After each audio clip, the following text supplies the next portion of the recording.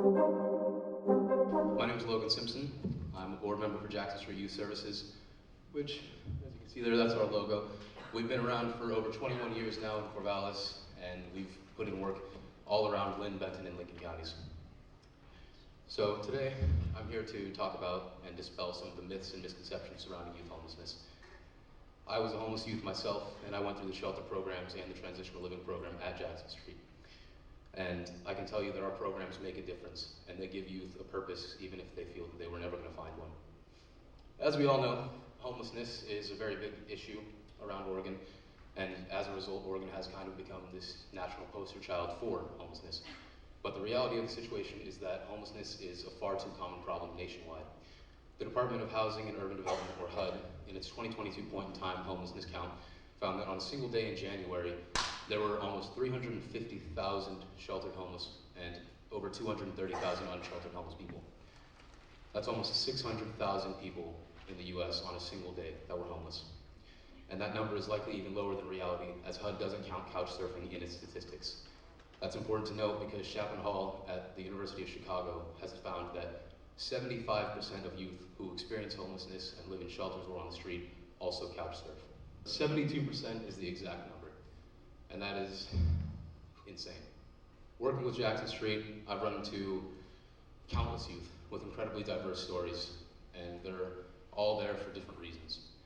Some have run away from dangerous homes, some are there because of familial conflict, or because they've just gotten out of juvenile detention. Sometimes youth are sent to Jackson Street rather than going to juvenile detention so that they have a better future and can escape that cycle. As for myself, I was raised by my grandmother until I was about 17, and it was rough. There was a lot of abuse, confusion, moving around, neglect, and when I was 17, I came home from volunteering at a soup kitchen and found an ambulance outside the house. I went in and found my grandmother freezing and delirious in the garage, refusing help from the paramedics and from my sister. The paramedics left because they can't help anyone who says no, and I got her put to bed, covered in blankets, and turned on the heater. And I wasn't sure what else to do from there because 911 hadn't done too much, so I left it at that and hoped for the best. My sister told me about Jackson Street Youth Services, so I called them, reached out, and saw if I could go to their Albany Youth Shelter, while at the same time, me and my sister worked with a family friend to get my grandmother in assisted living. My sister had known about Jackson Street because about a year prior, she had been homeless, pregnant, and unable to live with me and my grandmother. Jackson Street took her in and made sure that she understood that no matter what, even if she had to be there for long term, they would help her, and they would take care of her, and they would help her to raise her child. Thankfully, she was able to move back in with me and my family before my nephew was born, and then when we put my grandmother in assisted living, she found her own place to rent. When it comes to homeless youth, the rates are actually worse than the general population. 1 in 30 youth, 13 through 17, experience homelessness in a given year. That's almost 700,000 youth who aren't even adults yet. And 25% of them only couch surfed. When it comes to young adults, 1 in 10 young adults, 18 through 25, experience homelessness in a given year. And that's 3.5 million young people, 50% of whom report only couch surfing. And so, with such a high proportion of homeless youth couch surfing only, and HUD not counting that in statistics, it's easy to see how homeless youth are underrepresented in general statistics. The Department of Housing and Urban Development is obviously very established, and they are very trusting with their statistics, but this is a very clear blind spot that they have. And roughly half of all homeless youth, 13 through 25, are homeless for the first time in a given 12 months. That's 2.1 million youth, 13 through 25, that are homeless for the first time in their life. And that's incredibly daunting. And these are not bad kids at all. They are good youth in bad circumstances. And what they need is support and care. They need to be shown that they can make mistakes and it's not the end of the world. They need to be shown that they can succeed and they have power to impact their own environments and their own lives. Unfortunately, some groups of youth that are more susceptible to homelessness. That includes youth without a high school degree or a GED, youth in homes making less than $24,000 a year, as well as Latino, African American, LGBTQ+, and unmarried parenting youth. The greatest indicator here is the lack of a high school diploma or GED, which is linked to an almost 350% chance of homelessness compared to your peers who do have a diploma. And these are not, again, bad youth. They struggled, and particularly when you become a young adult and you're still struggling, you don't get as much sympathy. There's a lot of stigma around being a homeless adult, even if you are a young adult.